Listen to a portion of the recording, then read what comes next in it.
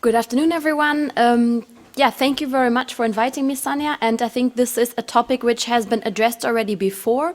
I think there is some news now, so I think it would be interesting to present to you what has happened so far, and maybe also afterwards to hear from you some questions, what you think is relevant for you on national level, because the procedure at the moment is still ongoing.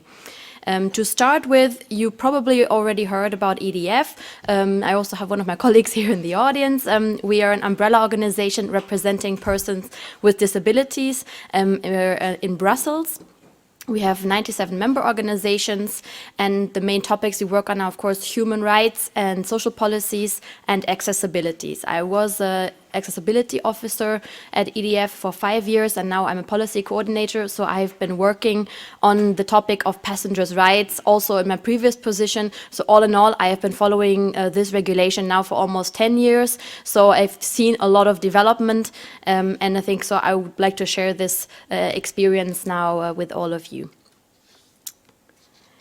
So maybe to put this into context, first of all, maybe you already heard about rail passengers' rights. This is actually a part of 5 passengers' rights regulations that exist in the EU. There are 2 on air passengers' rights, where 1 is specifically for persons with disabilities, 1 for bus and coach, and 1 for maritime and inland waterways.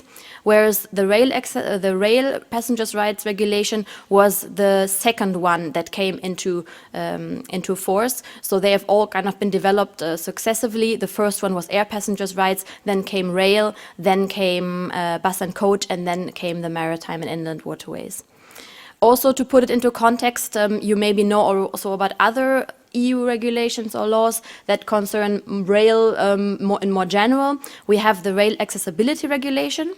And to distinguish the two, so the Rail Accessibility Regulation deals with really technical accessibility requirements that the rail sector has to fulfill, both for stations and also for rolling stock. Whereas now, talking about the rail passengers' rights, we really talk more about assistance and the rights that you have as a passenger. So this does not concern accessibility in the sense of how does the vehicle have to be designed, how wide do the doors have to be. So this would be another discussion maybe for a later time. Also more concerning the infrastructure, so again, different from the rail passengers' rights is the Trans-European Networks Regulation, also called 10T guidelines, and that deals mainly with everything that's infrastructure. So it's not just rail, but rail is of course a part of it, and that is both stations, but also all other infrastructure. Then finally, the 4th railway package that is now at the moment actually being implemented. It also included some rules that had an impact on the rail accessibility regulation, for example, everything that concerns, for example, the interoperability of rolling stock. When you're going, for example, today I came by train from Belgium, passing through Luxembourg. You go through 3 different countries, you realize there is 3 different models of trains, different heights of platforms, different ways that stations are designed. And so this is basically in the 4th railway package, there were some provisions on how this interoperability issue could be improved in the EU. But today we will not talk about all of that. We talk about the Rail Passenger Rights Regulation of 2007 and the current recast that is ongoing. And as I said, it's mainly about assistance, how this assistance is organized, who has the right to this assistance, and other more operational aspects of what you do when you're traveling by train. So also, as you can see, this is already for quite a long list of regulations that we have on EU level. So we have to point out that even though I will tell you later all the things that are missing from this regulation, rail is one of the most heavily regulated transport sectors. If you compare it to air or any of the other ones, because of its legacy of being one of the oldest as well, obviously, there is much more rules on the rail sector, and already they are doing quite a lot, I think, compared to other transport modes. So I don't only want to be negative today, but to put this a little bit into perspective, of course, there are many, many obstacles that remain. To give you an overview of the current regulation, so we have the definition of persons with reduced mobility. You notice it's not persons with disabilities. There was a lot of discussion about that beforehand, and in the end, they ended up with the same definition in this regulation as in the other passenger rights.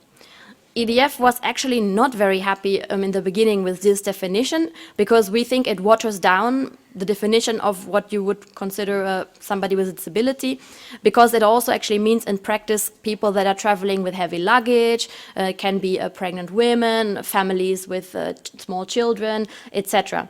So we had a lot of discussions with the European Commission about that, but in the end we accepted this definition, which is broader than what we normally would actually use, also looking at the convention.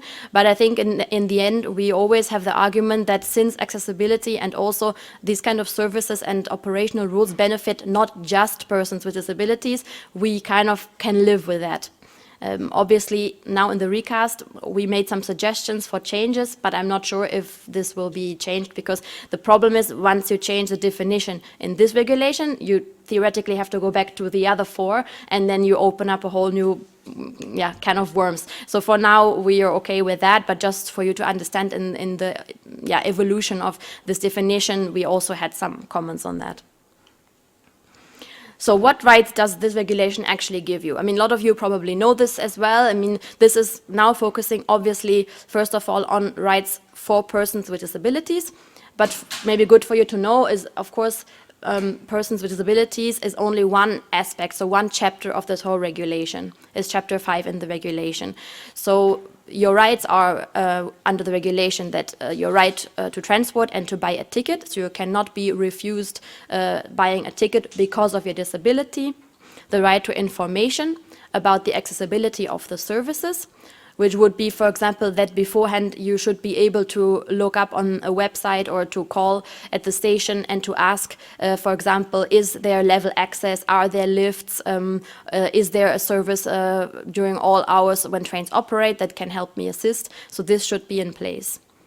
Then the right to assistance at stations and on board of the trains themselves. So I think this already existed before the regulation, but this has now been made obligatory, or it was made obligatory with the regulation, that when you travel by train, there is staff at the station that can help you get to the platform and also board the train.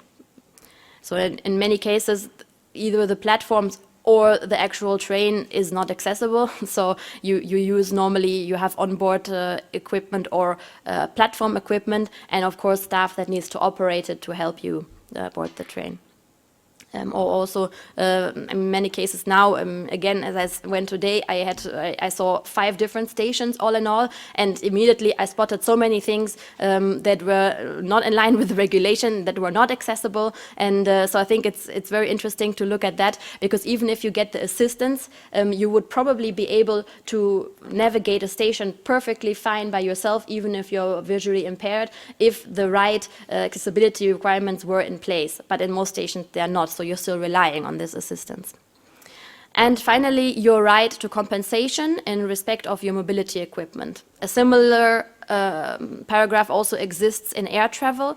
Actually, it is stronger already in the rail regulation, but in practice, obviously, there are less problems with damage to your mobility equipment as in air travel, because normally you stay in your wheelchair or you stay with your mobility equipment in the train. You don't have to check it in. So actually this is nice to have, but in reality actually this is not so important, because that's not so many incidents that occur actually on trains. So we want to look a little bit more closer at this provision of assistance, because this is really, I think, the most important new aspect that came into force with this regulation.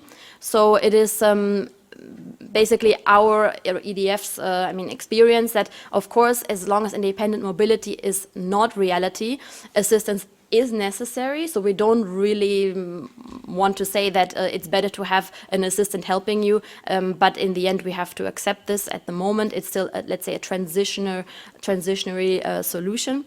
And at stations, the regulation obliges the railway undertakings to assist you with embarking and disembarking, and on board the staff has to make reasonable efforts to allow passengers with disabilities to access the same services as other passengers. There were some interesting cases as well, and one specifically from Finland.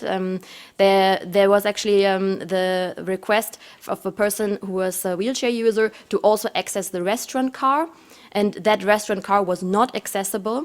So technically, the staff has to make reasonable efforts to allow you to access also the restaurant car, but often, of course, these are issues in practice, because what can you do if there are steps going up? So the kind of solution I think that is envisaged is that the staff should then, for example, bring you your meal or bring you your drink, whatever you would like from the restaurant car to your seat. Not ideal. We also, of course, want to improve the situation of the accessibility again, but I think this is what this, for example, this assistance on board could entail. Also, for example, helping you to reach the toilets, whereas not actually assistance on the toilet, but just to reach it. Then, as I said before, this is a much larger regulation, and actually most of the, let's say, complicated issues or more controversial issues now in the recast actually involve not really the issues on persons with disabilities, but these other non-PRM specific provisions, because as you may know, actually for delays or cancellations of services, you have the right for compensation. So financial compensation, which means that this is, of course, a very highly debated topic. And the compensation at the moment, it's not specified in the regulation when exactly the railway undertakings have to compensate you. So, for example, if now there is a delay because there's a storm and there's a tree fallen on the tracks, then maybe you have a long delay, you can ask for compensation, but actually the railway undertakings say, no, this is a case of force majeure, this is not our problem or not our fault, so we are not obliged to pay you anything. And there was actually a court case, which I will mention later, where it was ruled that actually even these kind of extraordinary circumstances normally cannot count as an excuse to not pay financial compensation. There was a huge debate about this, and now this was one of the reasons why the recast actually happened, is that the railway undertakings refused to acknowledge this, and actually the Commission suggests to include now a paragraph saying that in cases of force majeure, the compensation does not have to be paid. But obviously this is only concerning us and on a little bit on the side. Then right to care, that means if you have a long delay or cancellation, the railway undertaking has to provide you with hotel or has to provide you with food if you have a long delay, food and drink. The right to rerouting, similar if in case of long delays, cancellations, the railway undertaking has to provide you with alternative transport to reach your destination or to go back to your starting point. Right to information about your rights, obviously, that you should know. This I know in practice is basically non-existent, so often even if you ask staff, they will say we don't know, or they will even deny that there is anything such a thing as compensation or a right to care. So I think this is also one of the weak points that hopefully will be improved. And finally, complaints, mechanisms and enforcement. This, I think, is important for everyone. And so this was the designation of the so-called national enforcement bodies, which are often part of already existing authorities. For example, this also exists in other regulations, and there it is often then the Civil Aviation Authority or the rail equivalent that takes over this job.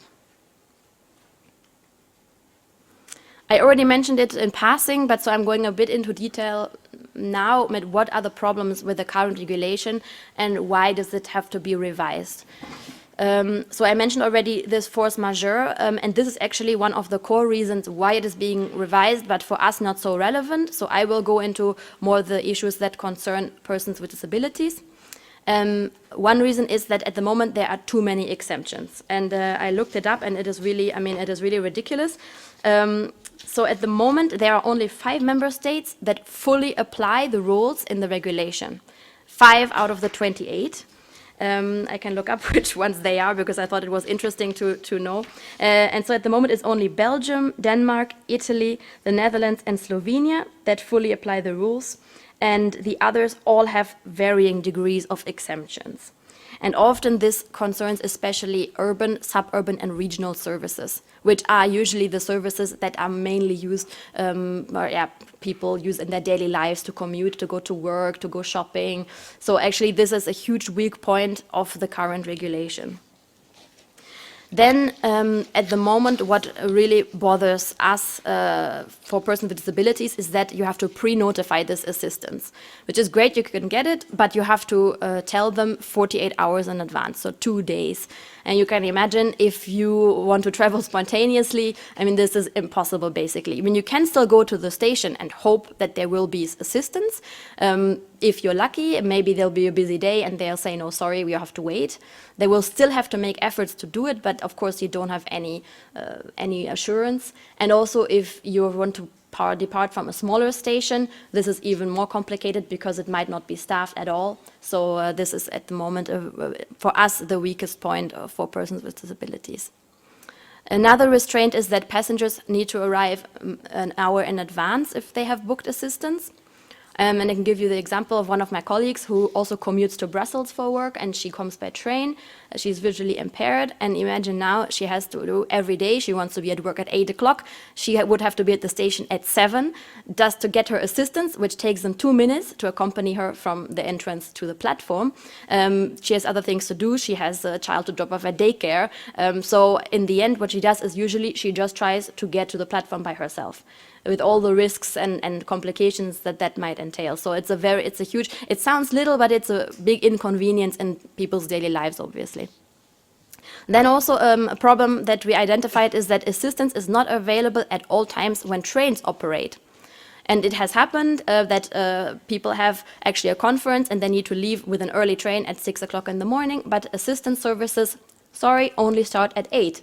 So we cannot provide you with assistance during these times. Or they finish at 5 o'clock in the afternoon. So you're not allowed to go out in the evening or go for a drink or go to the cinema. You have to be home at 5 o'clock, basically. So this is also something which has to be changed and which we think is realistic because it is really a huge restraint.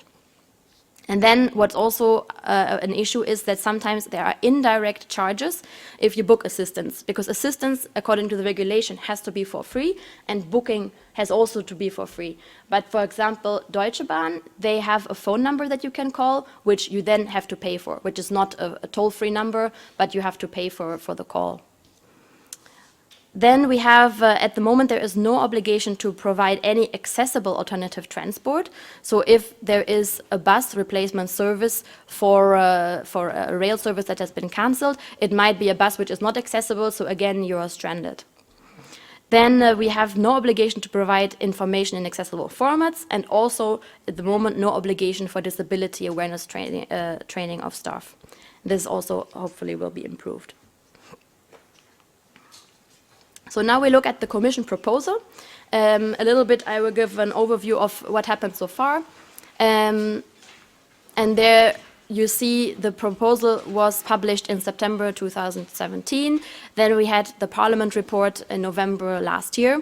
And at the moment, it is still being discussed in Council. And my latest information is that the Working Party has already discussed it under the Romanian presidency. So Chapter 5, which deals with disability issues, was already under discussion. But so far as I know, there has been no consensus reached in the Council. This might have changed because it was really last week or 2 weeks ago. But again, the discussions are ongoing, and we don't really expect a general approach under the Romanian presidency, which is the position basically of the Council, probably at the end of the year under the Finnish presidency. And that means that once we have the Parliament, the Commission and the Council, they have their positions, the trialogues, so the informal discussions between these three institutions will start the earliest at the end of this year or the beginning of next year, but now with all the changes in the Council and the Parliament, it might be even later. So it's, I think, will not be finished this year.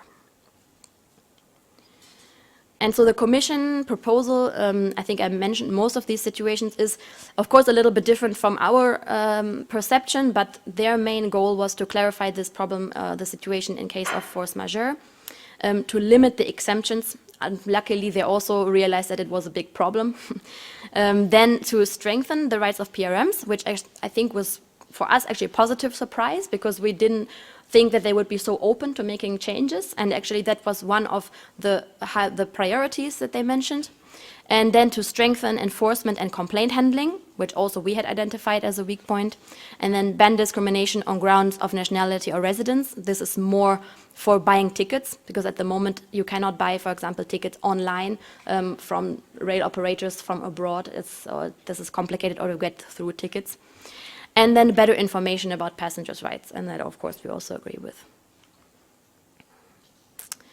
So the improvements I mentioned already a little bit, and what we think, actually in general, we think that the proposal is quite positive from the point of view of persons with disabilities. So they want to exclude all the provisions on disability from the exemptions, which of course we would rather have no exemptions at all, but okay, if we have to go a middle way, of course we appreciate that all the issues with assistance, with booking, etc., for persons with disabilities, actually it's not possible to have an exemption from that. Also, availability of assistance during all times that services operate, accessibility of information, then the rerouted alternative transport they included, the possibility to travel with a certified service animal. It's also important because this was not mentioned in the original one. And booking of assistance always free of charge. And finally, the staff training. What for us the big missing is this abolition or reduction of the pre-notification time, the 48 hours. This the Commission didn't touch. I think they probably thought it was too controversial or too difficult, or they were too much lobbied by the rail industry, but this was for us the big missing. The Parliament developed some of these points and improved a lot of them. They built on the proposal and actually introduced a new amendment which would include a reduction of pre-notification time, mainly for large and medium-sized stations.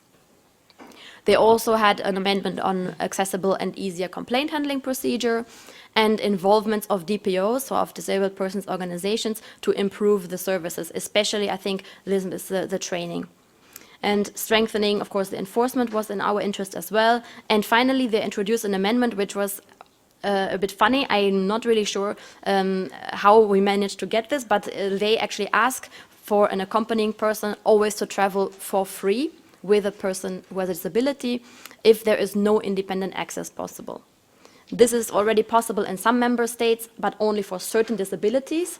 And so this would then mean that everywhere in the EU, an accompanying person could travel for charge, free of charge.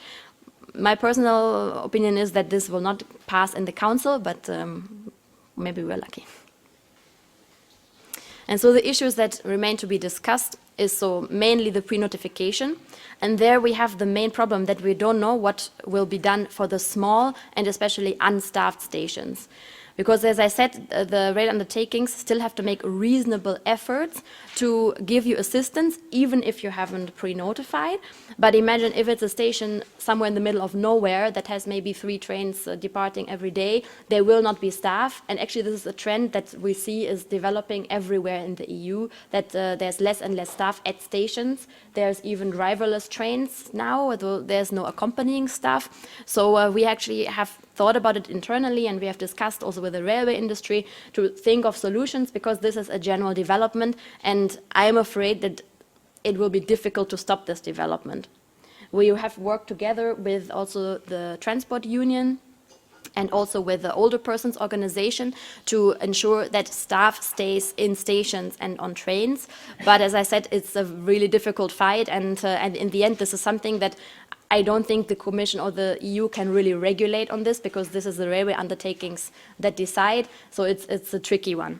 But for small and unstaffed stations, we can think of some alternatives, and hopefully we will get to at least a solution where we will go away from this 2-day notification, maybe kind of a step-by-step reduction over time, or at least for bigger stations, you have the turn up and go principle. That would be at least already an improvement. Then also one issue that is a small one, but still for us quite important, is that at the moment there is a clause that says that you cannot buy tickets on board of train free of charge, even if you have a disability, or even if there's no other mean of buying a ticket in an accessible way. So imagine you are at an unstaffed station, there's a ticketing machine, but it's not accessible, or it is broken, and what can you do? You get on the train, and still you will be basically fined for not buying a ticket in advance. And so this we want to change to ensure that if there's no other accessible means to buy a ticket, you should be able to buy it from the person on board.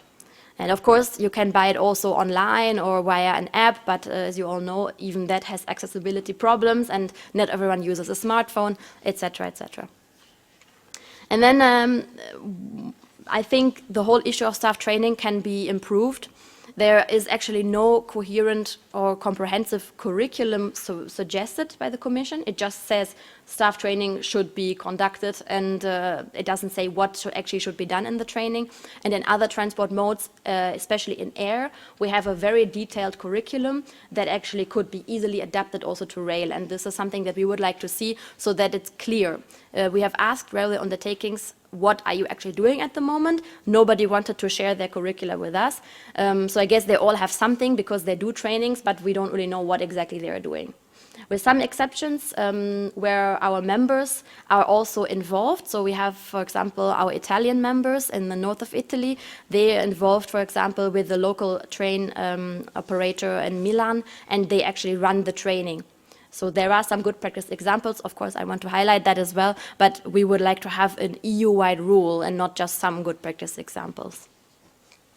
And one thing with the training is also that at the moment, they want to really only limit it to the staff that is providing assistance and also in direct contact with the person with disability. But we would actually like to see all the staff trained, because we have seen that there's a lot of misunderstandings, and that if people do not understand the issues concerning accessibility and persons with disability, we have problems that arise. For example, just to give you a very stupid example, if the cleaner does not understand why the disabled toilet, for example, has to be cleared, and they leave all their cleaning equipment there, it doesn't matter how many accessible toilets you have at the station it will not be accessible.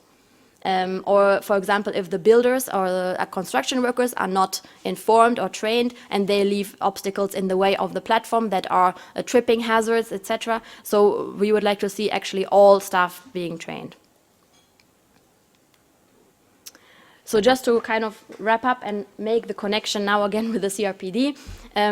So Article 20, about personal mobility, actually I highlighted in yellow the things that I think are relative now or relevant now for the rail passenger rights regulation. So states parties shall take measures to ensure that persons with disabilities have access to transport at the time of their choice and at affordable cost. I think this is kind of covered because it would mean affordable cost. Actually, assistance should be for free under the regulation. So I think the regulation does an okay job. Time of their choice, that has to be extended still. Then I think this will be considered as in the form of live assistance. I mean, this is usually how it happens. Somebody who operates the ramp basically to let you enter the train or shows you which platform you have to take. And C is providing training. I think this is also part of the regulation. And it says to specialist staff working with persons with disabilities. Yes, at the moment this is covered. And again, we would like also to extend this. Some things that can be improved, as I said, training to all staff, not just the one in direct contact with the persons with disabilities, assistance at your time of choice, and finally to improve the quality of boarding aids and other assistive devices. Because this is, I mean, I have our expert on the rail accessibility, and her main part of the campaign, of her personal campaign, is to get rid of the so-called monster lifts. And maybe you have seen them sometimes on platforms. They're really massive, and you have to have an extra person operating them. They're really big, and of course, I mean, you cannot, you draw attention to yourself. Everyone looks at you. Why are you taking up so much time? You're blocking the entrance. So this is something that I think can definitely be improved. And there are already some good examples how technology or new developments on that topic can actually make a big improvement, but at the moment this is not really happening. And finally, most importantly, accessibility has to be improved. So that is I think the bottom line of my presentation is that your rights, you have the right to travel, that's nice, but it doesn't really help you much if actually there is no accessibility. So the conclusion, I think so far the recast of the regulation has been quite positive in the light of rights of persons with disabilities. We were positively surprised by the Commission proposal. I think also the Parliament added some very useful additions. I'm quite positive the way that it is going in the Council. Until now there were no major issues. So I think there might be some compromises, obviously, in the end, but I think we have a good, let's say, working pace at the moment. And in the end, it will bring probably the regulation closer to the UNCRPD, although still obviously not fully compliant. I'm afraid we will not get to the stage of what's called turn up and go, so that there will be no pre-notification. I'm afraid that this will be not realistic. Also, again, there are major other issues, like the booking of assistance that needs to be agreed on. And finally, yeah, to somehow, I think in an ideal world, there should be a link up also between accessibility and passengers' rights. And at the moment, this is not happening. You have these separate regulations, and that brings with it also other problems, as you probably know, in the EU institutions.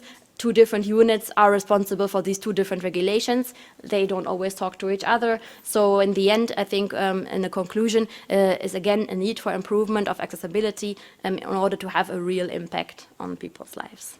Thank you.